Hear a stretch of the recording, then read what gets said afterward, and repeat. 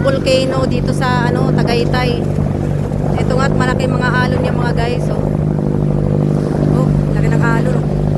Palapit na kami.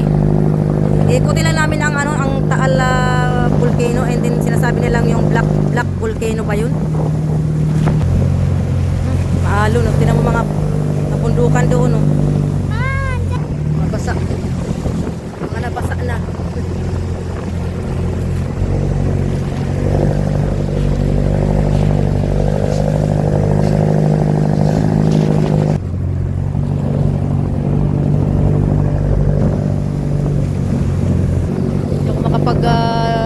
Vlog ng maayos kasi maalon, baka mabasa ang cellphone natin. Hindi pa naman to hindi pa naman to yung waterproof.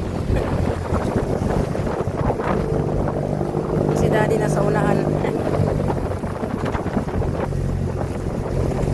Hello.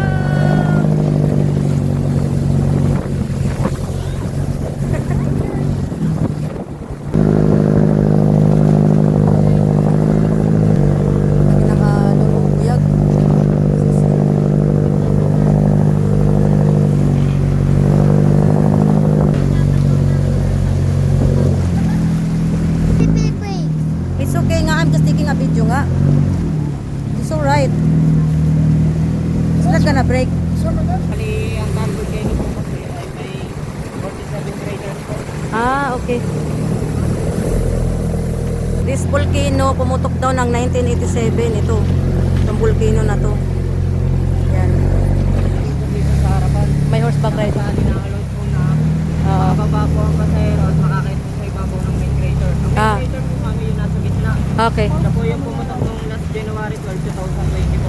Oo. Oh, nag-usok-usok pa siya guys, oh. Usok-usok pa, oh.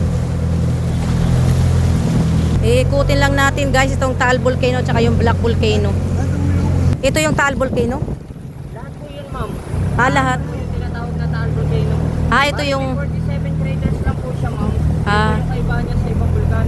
Oo. Bali, ito po, isang craters din po ito, ma'am. Mm. Pumutok lang po siya year 1907. Ah, okay.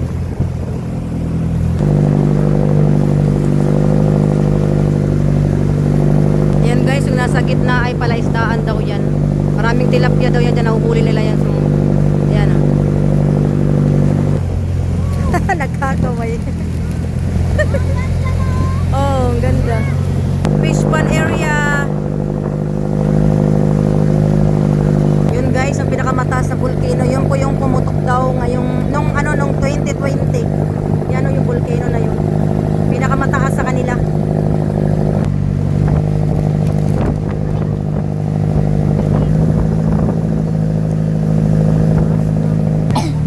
Ano kuya? Before po siya pumutok, ma'am, Oo. may nakatira pong tao dyan. Nasa 7,000 po yung estimated ng bilang ng taong na nakatira po.